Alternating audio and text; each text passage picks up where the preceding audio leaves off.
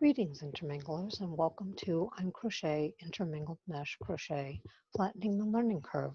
Today's episode involves adding diagonal stitches to the toolbox. Today we're going to address adding diagonal stitches to a block, for instance, in this So Strong block. Diagonal stitches with the intermingled mesh blocks are added as an afterthought stitch, so to speak, and they will be added after the entire block is finished. That being said, you need to know where those blocks are going to occur. So for that purpose, they are not included in the written instructions. However, what they are included in is the chart. So on the chart, diagonal stitches are reflected, and I'm about to share my screen and show you where. When you're looking at an intermingled mesh chart or graph, you'll see the diagonal stitches illustrated by broken dotted lines, as you can see here in the word So. This So Strong pattern is about to or will be released by the time this video goes up, and I wanted to address this ahead of time so that you're ready to go ahead and to do this wonderful little block. So that being said, a diagonal stitch is just like the afterthought stitches that I've introduced previously for mistakes or errors in misplaced stitches. And as it turns out, I actually have two of those here today. I have not only do I have the diagonal stitches to place here on So, I noticed a mistake appear. So we're going to readdress today the afterthought stitch, as well as add the diagonal stitches needed for this block. So if you bear with me for a moment, I'm just going to grab an embroidery, our darning needle, which we need, and then we need just a length of yarn in the color, obviously, in the color that we need for our stitch. We don't need a lot, but you might want to give yourself about 6 inches for each stitch that you're going to be placing. In this case, the diagonals are here and here. Those two can be done with the same piece of yarn, so you won't have to cut and have ends for more than one piece, for more than one stitch. So we'll get started with doing that. To do so, basically what we're going to do is you always want to, just like when you're crocheting your double layered meshes, you always work main color into main color, contrast color into contrast color. Well, we're going to do the same thing here with the diagonals. We're going to anchor in a main color and anchor in the main color. That will put this new stitch right on top of the contrast color and diagonally between these two windows. And then we need to place one right here as well. So what we're going to do is go ahead and anchor our yarn and pull that up, and I'm going to leave an end for weaving, and I always weave into the back, but I'm going to leave it here in the front for the moment. So I've anchored my yarn, and now I need to anchor it to create a post stitch. Excuse me, a double-legged post stitch. So I'm going to push this up so you can see it here. See right here. And I'm going to anchor this again.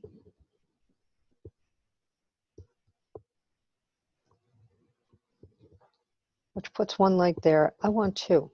So I'm going to come back down here. And I'm going to come into, I'm trying to keep my hand from blocking your view. I'm going to come down here into this again and re-anchor into the same spot that I had started. And that'll give me the two legs for my post, for my diagonal stitch.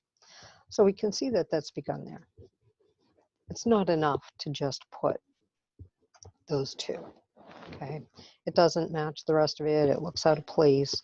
So what you need to do is create that a couple of half hitch posts, which are going to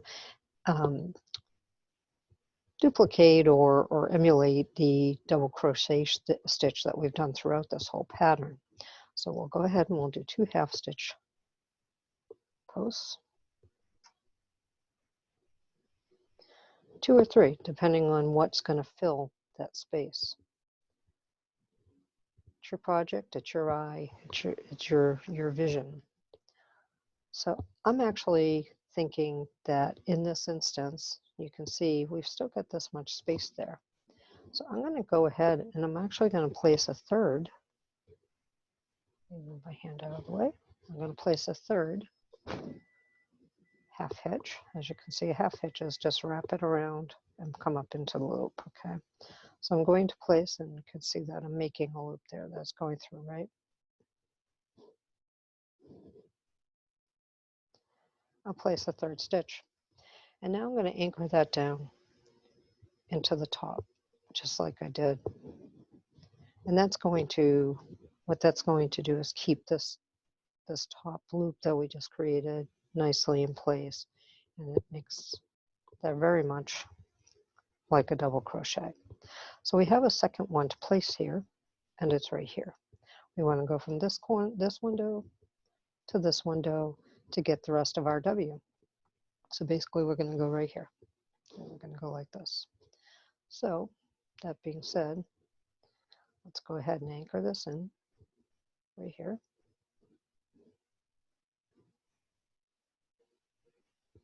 This. And like I said before, I like to do a double post to build my half hitches around. So I'll lift that up. So I'm going to go here and anchor it again.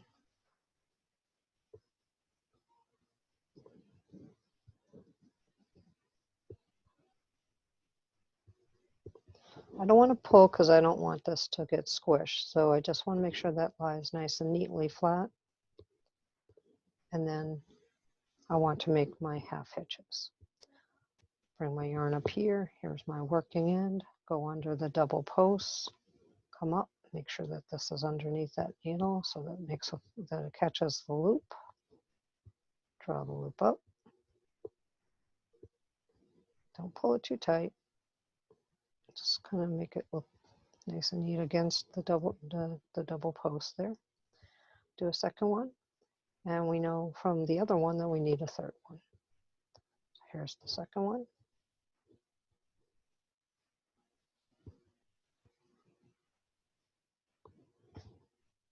Pull tight.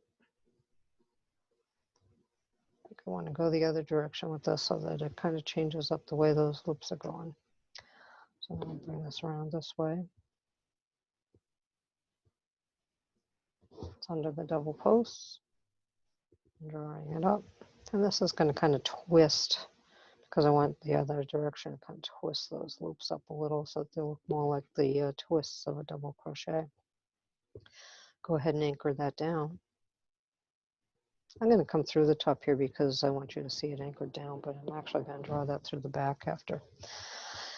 So there it is. If I had another one to do nearby, I would go ahead and maybe feed this under and use the same yarn for it, but I don't have another to do. It's there. It's nice and neat. Makes my nice W. I'm going to poke this through to the back.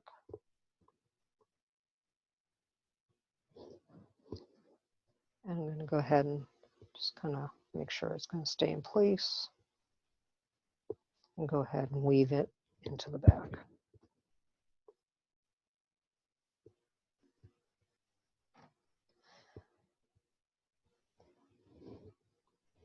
As long as you do it neatly, and I wouldn't do it throughout the entire, an entire length of the project, but, if you've got stitches nearby that are relatively close by that you need to do a diagonal stitch or a fixed stitch, whatever, you can go ahead and weave the main color, whatever color you're using, main or contrast color, through in the back of the design, hopefully, so that, and neatly so that you can't see it.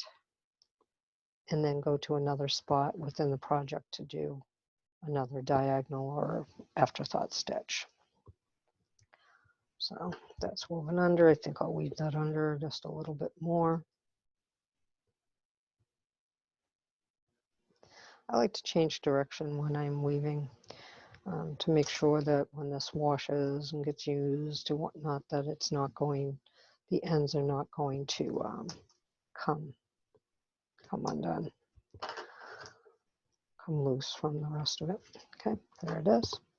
Alrighty, so that takes care of that. But like I said, I have a missed stitch up here. Lord knows he gives me plenty of opportunities to be humble, constantly making mistakes, but I didn't want to rip this out. I was already done. So I'm going to just anchor this in. This isn't exactly a reversible design here. It's kind of nice on the other side, but it's not necessarily a reversible design. So I'm not going to worry about correcting the stitch here on the other side. I'm just going to go ahead and anchor and make one afterthought stitch here.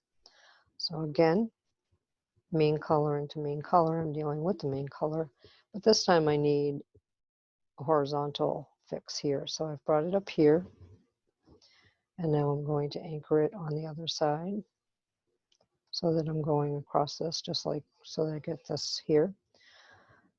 So I get that contrast color and stitch on top that I'm looking for. So I'm going to go ahead. There's my single post. I like a double post.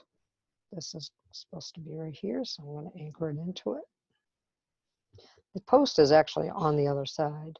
So, I mean, the double crochet is actually that's supposed to be on top is on the other side. So I'm actually just anchoring into that where it should be. And I'm going to go ahead. I have my, you know what?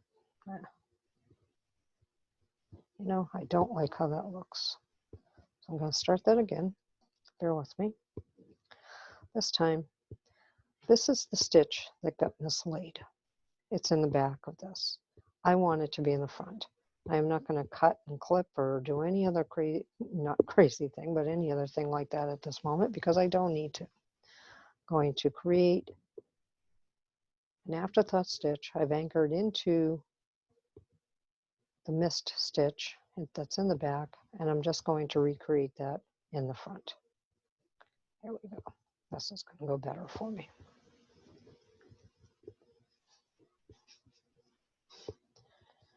Double post.